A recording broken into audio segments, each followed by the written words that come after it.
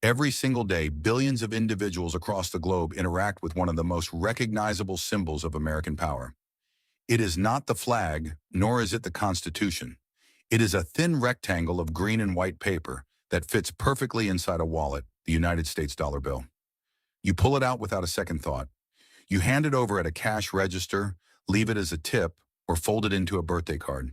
It feels permanent, as if it has always been there, like the dollar bill has existed for as long as America itself.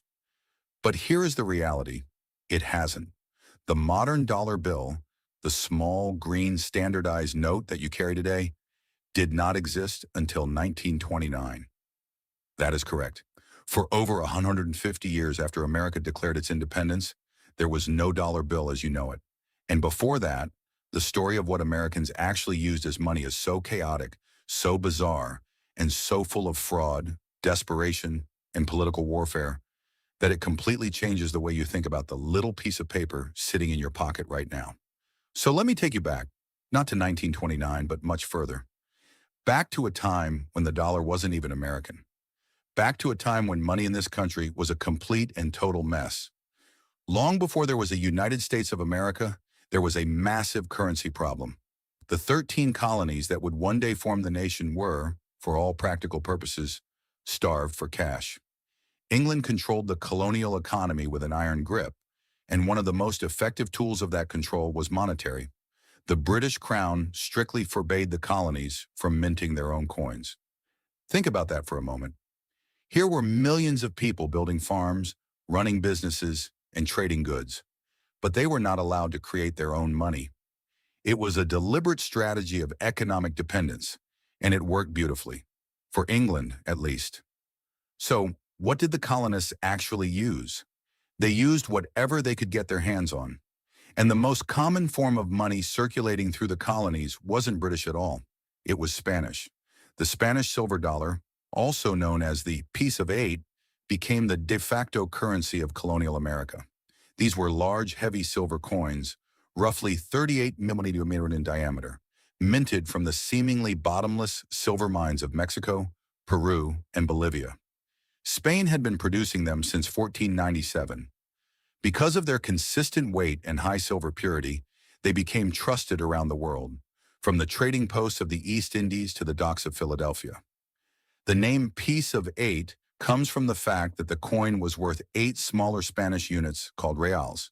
And here is a detail that most people do not know. When colonists needed to make change, they literally cut the coin into pieces, like slicing a pie.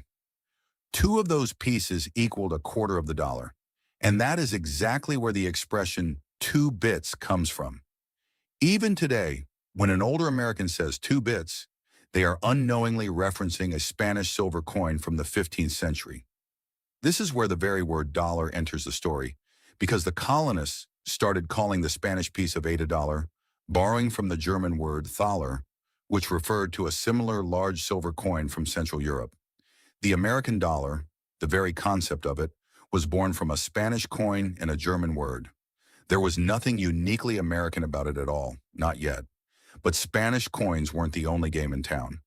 Colonists also used British pounds, French livres, Dutch guilders, and Portuguese reals. Imagine walking into a general store in 1750 and trying to buy a sack of flour. The merchant behind the counter might be holding 5 different currencies from 5 different empires, each with a different weight of gold or silver, and each worth a different amount depending on which colony you were standing in. It was absolute chaos. And then there was the barter system. In places where coins were especially scarce, colonists traded directly in commodities. Tobacco served as legal tender in Virginia and Maryland. Beaver pelts functioned as money in the northern colonies. Rice was currency in South Carolina. In Massachusetts, wampum, strings of polished shell beads used by indigenous peoples, was briefly recognized as legal tender. You could literally pay your taxes with shells. This was not a functioning monetary system. This was improvisation on a continental scale. Some colonies tried to solve the problem by printing their own paper money. Massachusetts was the first, issuing bills of credit in 1690 to pay soldiers returning from a failed military expedition against French Canada.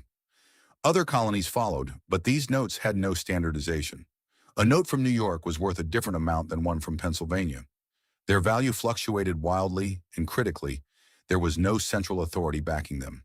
They were promises on paper, and whether those promises were kept depended entirely on the colony that issued them.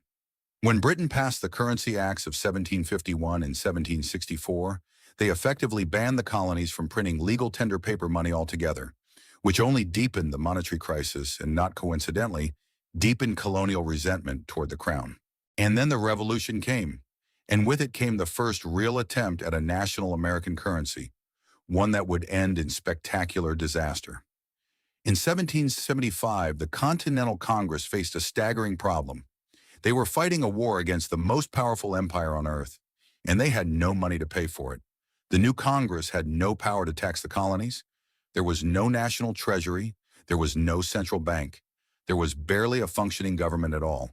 And yet they needed to feed, clothe, and arm an entire army. Their solution was to print money. Beginning in June of 1775, the Continental Congress authorized the issuance of paper notes called Continentals. These notes were denominated in Spanish milled dollars because the Spanish piece of 8 was still the most trusted unit of currency on the continent. Over the next 4 years, Congress ordered 11 separate emissions of continental currency, totaling roughly $242 million in face value. Now here is where the theory met reality. These notes were not backed by gold. They were not backed by silver. They were backed by a vague promise that future tax revenues from the states would eventually redeem them. In other words, the revolutionary government was asking people to trust that a country that did not yet exist would one day be wealthy enough to make good on these slips of paper. It was, in a sense, the first great American leap of faith, and at first it worked. Early Continentals circulated at or near the value of actual Spanish silver dollars. People accepted them, commerce moved, and soldiers got paid. But the Congress kept printing and printing and printing. The more notes they issued, the less each one was worth. By 1779, it took roughly 40 continental dollars to buy what $1 in silver coin could purchase. By 1781, the ratio had collapsed to somewhere around 168 to 1. The notes became so worthless that soldiers reportedly wallpapered their barracks with them. The British made things even worse by flooding the colonies with expertly produced counterfeits. British agents in New York printed fake Continentals by the thousands and distributed them through the countryside, deliberately accelerating the inflation that was already tearing the currency apart.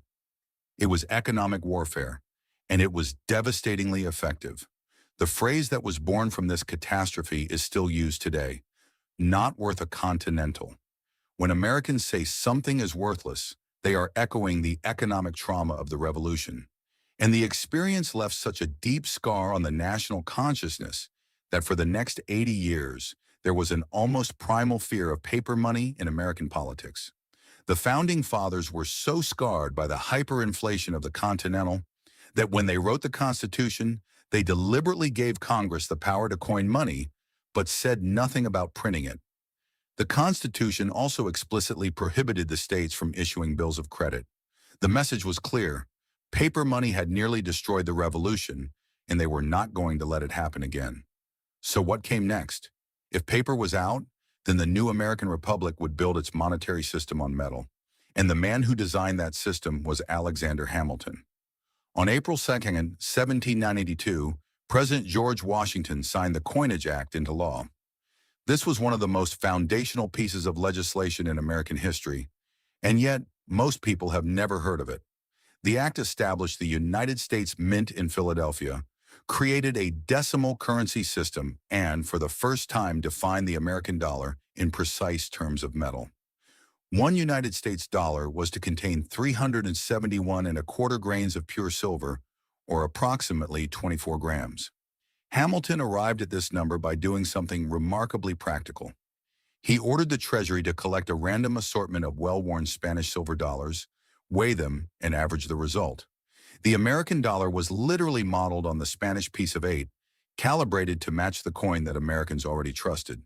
The act also established gold coins: the eagle worth $10, the half eagle at 5, and the quarter eagle at 2.5. It set up a bimetallic standard, fixing the ratio of gold to silver at 15 to 1.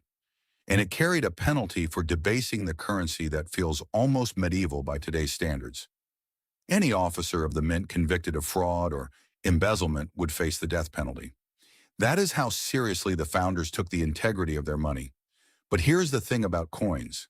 They were beautiful, they were trustworthy, and they were backed by actual precious metal, but they were completely impractical for a growing economy. Coins are heavy. They are hard to transport in bulk. You cannot send a barrel of silver dollars across the Appalachian Mountains on horseback and expect it to arrive intact. And perhaps most critically, there was never enough gold and silver in the country to meet the demands of commerce. America was expanding westward at a breathtaking pace, and the supply of coined money simply could not keep up with the demand. So even though the federal government refused to issue paper currency, that did not mean paper money disappeared from American life. Far from it. In fact, the period from roughly 1837 to 1863 was one of the most extraordinary and chaotic chapters in the history of money anywhere in the world. Historians call it the free banking era, and if you could travel back in time to witness it, you would think you had stepped into some kind of financial fever dream. During this period, there was no national paper currency. Instead, individual state-chartered banks were allowed to print their own banknotes. And they did. Thousands of them. By the 1850s, there were an estimated 8,000 different kinds of paper money circulating in the United States, printed by roughly 1,600 state banks, each with their own design, their own denomination, and their own level of trustworthiness. A $50 note from a reputable bank in New York might be accepted at face value, but a $5 note from a small bank in rural Michigan might only be accepted by a merchant in Philadelphia at a steep discount, maybe $3, maybe $2, or maybe not at all. And this wasn't just an inconvenience, it was a breeding ground for fraud on a scale that is hard to comprehend. Counterfeiting was absolutely epidemic.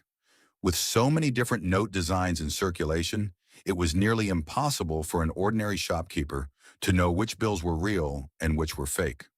Entire periodicals were published, thick booklets called counterfeit detectors and banknote reporters, that attempted to catalog every legitimate banknote in the country alongside descriptions and illustrations of known counterfeits.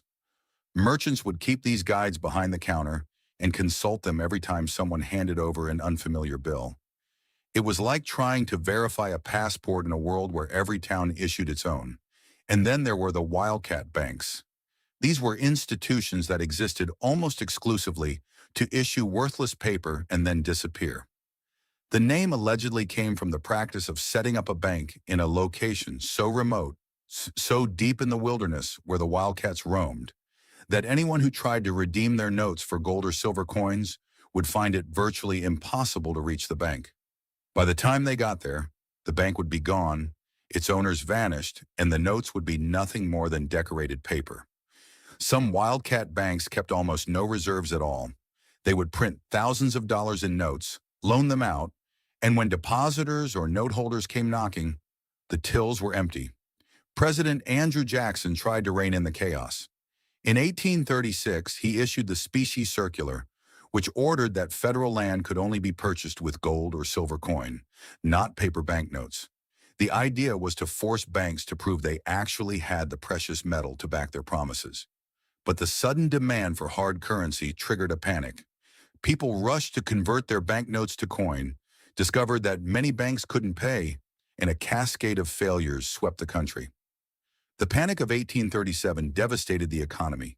Banks collapsed by the hundreds, and the fundamental question at the heart of American finance, what is money and who gets to create it, remained violently unresolved. It took a civil war to finally answer it.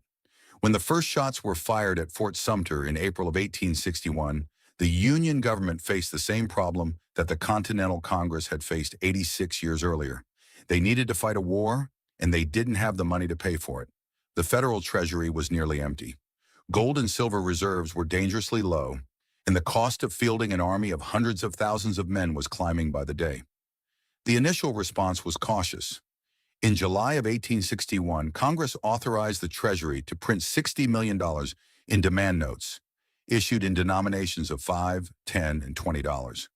These were the first pieces of paper currency issued directly by the United States federal government since the ill-fated Continentals of the Revolution, and they were printed with green ink on the back, which is why people immediately started calling them greenbacks, a nickname that would outlast the notes themselves and eventually become a slang term for American money that is still used today.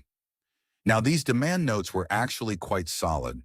They could be exchanged for gold or silver coin on demand at the Treasury, which gave them real credibility. But the problem was scale. The war was burning through money faster than the government could print it. People were rushing to redeem their demand notes for gold, draining the Federal Reserves at an alarming rate. By December of 1861, the government had to suspend gold redemption entirely. The promise printed on each note that you could exchange it for precious metal was no longer being honored. So, Congress took a dramatic step. On February 25, 1862, they passed the Legal Tender Act, which authorized the issuance of a new kind of paper currency called United States notes. These were different from demand notes in one critical way. They were not redeemable for gold or silver. They were fiat currency, backed by nothing more than the credit and authority of the federal government. For the first time since the disastrous Continental, the United States was printing money that had no metal behind it, and Congress printed a lot of it. By the end of the war, roughly 450 million in greenbacks and related notes had been pumped into the economy. The bills came in denominations ranging from $1 all the way up to $10,000, and they looked nothing like the bills you carry today.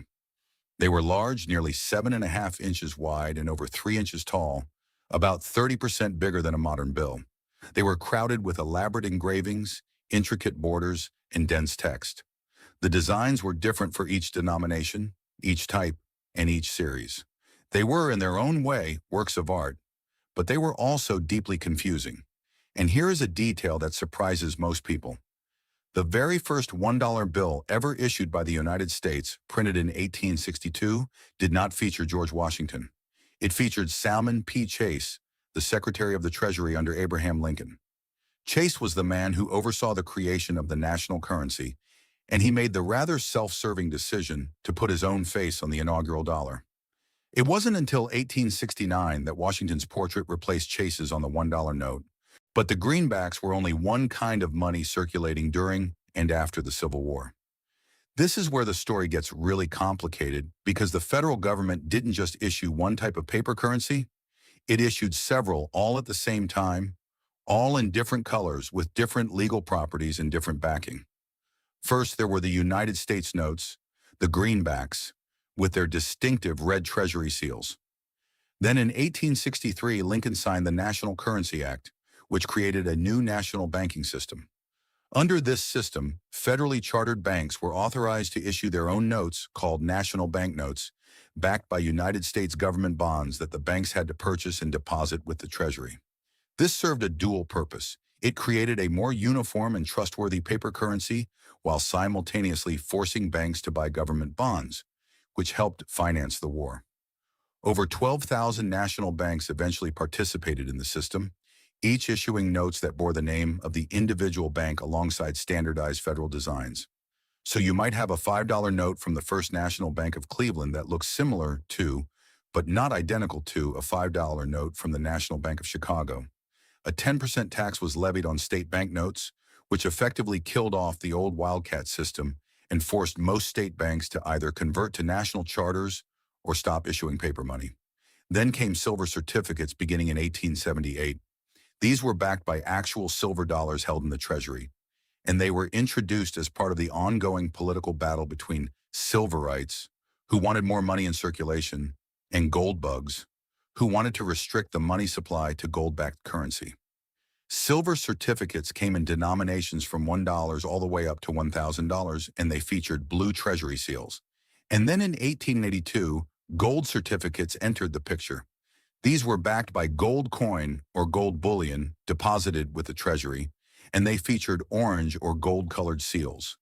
They circulated primarily among banks and wealthy individuals making large transactions. So imagine yourself as an ordinary American in, say, 1890. You reach into your pocket and you might pull out a greenback United States note with a red seal, or a national banknote from your local bank, or a silver certificate with a blue seal, or a gold certificate with an orange seal. Each note looked different. Each had different legal backing. Each had a different relationship to precious metal. They were all technically dollars, but they were not the same kind of dollar. Keeping track of what your money actually meant required a level of financial literacy that would challenge most people today. And the bills themselves were enormous. All of these notes, regardless of type, were printed in what is now called the large size format. They measured roughly 7 and 3/8 inches by 3 and 1/8 inches. Compare that to a modern bill, which is 6.14 inches by 2.61 inches. These old notes were significantly wider, taller, and more cumbersome. They didn't fold neatly into a modern wallet because the modern wallet hadn't been designed yet. People carried their money in large leather billfolds, coat pockets, or metal money clips. The designs were lavish by today's standards: elaborate engraved borders, allegorical figures, detailed vignettes of historical scenes, depictions of Native Americans, mythological characters, industrial imagery, eagles, ships, all rendered in the meticulous hand-engraved style of the era. Some of these notes are considered masterpieces of graphic art. The 1896 educational series of silver certificates is particularly famous. The $1 note featured a female figure representing history, instructing a young boy, set against a backdrop of the Washington Monument and the Capitol Dome. These were not the austere, utilitarian notes we carry now. They were detailed, ornate, and visually stunning. But beauty came at a cost. These large notes were expensive to print. They used more paper, more ink, and required larger printing presses. And as the 20th century dawned, the sheer variety of currency types in circulation was becoming a logistical nightmare. The federal government was simultaneously maintaining greenbacks, national banknotes, silver certificates, gold certificates, and after 1914, a brand new type of currency that would eventually consume all the others: Federal Reserve notes. Now, the cracks in this system became painfully obvious during the Panic of 1907, when a failed attempt to corner the stock of United Copper Company triggered a cascade of bank runs across New York City. The entire financial system nearly collapsed. There was no central bank to inject liquidity, no institution with the authority to stop the bleeding. The crisis was ultimately resolved by one man, J.P. Morgan, who personally summoned the leading bankers of New York to his private library and essentially forced them to pool their resources and backstop the failing banks. A single private citizen had to save the American financial system because the government didn't have the tools to do it. It was humiliating, and it was terrifying, and it made the case for a central bank impossible to ignore. 6 years of debate, political maneuvering, and intense lobbying followed. The Money Trust investigation of 1912, led by the Pujo Committee in Congress, revealed the shocking degree to which a small cabal of bankers controlled the nation's credit and money supply. The findings electrified the public and gave reformers the political ammunition they needed. On December 23, 1913, President Woodrow Wilson signed the Federal Reserve Act into law. This was the moment that truly redefined American money. The act created the Federal Reserve System, a network of 12 regional reserve banks overseen by a central board in Washington, and critically, it authorized the issuance of Federal Reserve notes, a new form of paper currency that would eventually become the only type of money the government printed. The first Federal Reserve notes entered circulation in 1914 in denominations from $5 to $100. At first, they were just one more variety of paper money in a system that was already overflowing with different kinds. But they had one crucial advantage. The Federal Reserve could expand or contract the supply of these notes to match the needs of the economy. This was the elastic currency that reformers had been demanding for decades. No more seasonal panics when farmers needed cash at harvest time and there wasn't enough to go around. No more banking crises triggered by a rigid, inflexible money supply. The Federal Reserve could, in theory, smooth out the booms and busts that had plagued American finance since the beginning. But even with this new system in place, the physical appearance of American money remained stuck in the 19th century. Large notes in multiple varieties, all circulating simultaneously, all different sizes, all different colors, all slightly different designs. It was efficient enough for a nation of 70 million people. But by the late 1920s, America had grown to over 120 million. The cost of producing all that oversized currency was staggering. And so we arrive at 1929, the year everything changed. On July 10th, 1929, the United States government began issuing a completely redesigned series of paper currency. Every denomination, every type was shrunk to a uniform size, approximately 6.14 inches by 2.61 inches. That is about 30% smaller than the old large-sized notes.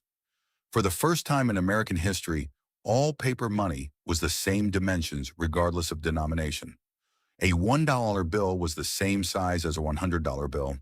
A silver certificate was the same size as a Federal Reserve note. This was the birth of the modern dollar bill as we know it. The decision to shrink the currency was driven primarily by economics. The Treasury estimated that the smaller notes would save roughly $800,000 a year in paper and ink costs alone. But the redesign was about more than just saving money. It was about standardization. For the first time, each denomination was assigned a permanent portrait.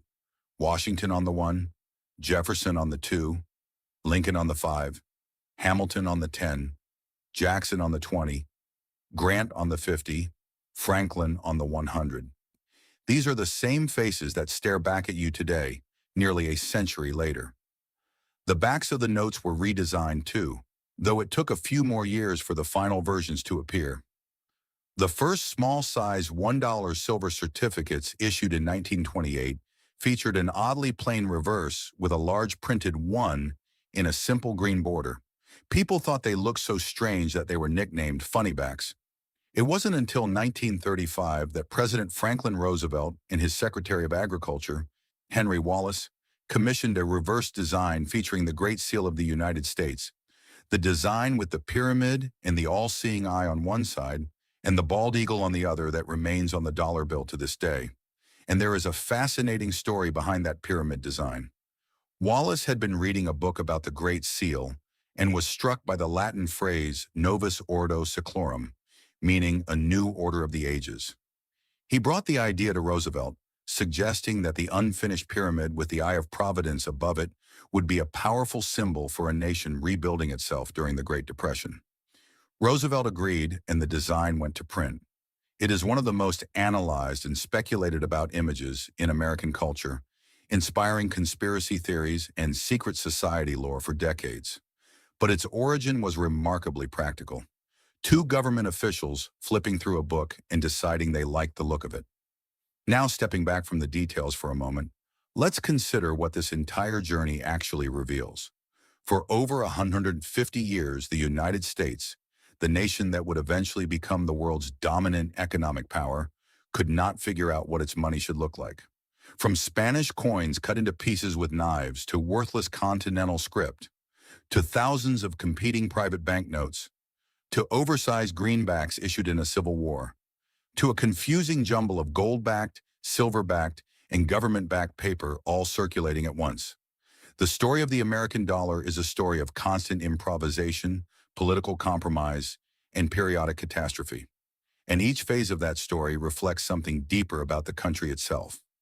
The colonial reliance on foreign coins speaks to the reality of imperial dependence. The continental currency disaster reveals the fragility of revolutionary ambitions when they are not backed by economic power. The free banking era's chaos mirrors a nation that was expanding faster than its institutions could keep up.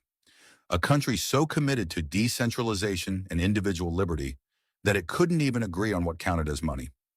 The Civil War greenbacks represent the moment when the federal government finally asserted its authority over the national economy, using the crisis of war to do what it couldn't do in peacetime. And the creation of the Federal Reserve in 1913, followed by the currency redesign of 1929, marks the culmination of a century-long struggle to build a monetary system worthy of a global superpower. But there is another thread running through this story, and it is one that matters enormously to the present day. Every major change in American currency was driven not by rational planning, but by crisis. The Continental was born from the desperation of revolution. The greenback was born from the desperation of civil war. The Federal Reserve was born from the panic of 1907, when the entire banking system nearly collapsed and had to be rescued by a single private citizen, J.P. Morgan, because there was no central bank to act as a lender of last resort. And the 1929 redesign arrived just months before the stock market crash that triggered the Great Depression, a crisis that would transform the dollar yet again when Roosevelt took the country off the gold standard in 1933. Over and over, the pattern repeats. The system works until it doesn't. Then the crisis forces a change, and then the new system works until it doesn't either.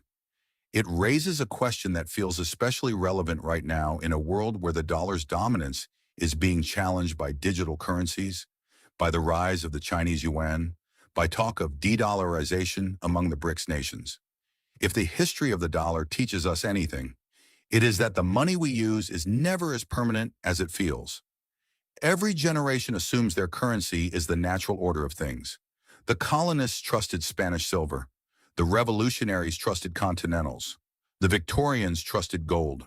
The 20th century trusted the Federal Reserve, and each of those systems at some point came undone.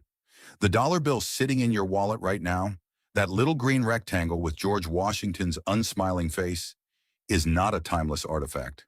It is a snapshot of a specific moment in a very long and very messy story. It carries within it the echoes of Spanish mines, of revolutionary printing presses, of wildcat banks and Civil War battlefields, of political backroom deals and financial panics. It is, in a very real sense, the product of over 500 years of trial, error, fraud, genius, and compromise. And the next time you pull one out to buy a coffee, maybe take a second to look at it. Really look at it. Because that simple piece of paper is anything but simple. It is one of the most extraordinary inventions in human history. And the fact that we take it for granted is perhaps the most remarkable thing about it of all. If this story changed the way you look at the paper in your wallet, please subscribe to the channel. We are uncovering the history they tried to bury. Invest in your knowledge of the past. The next treasury of stories will be open soon. Like and subscribe to stay tuned.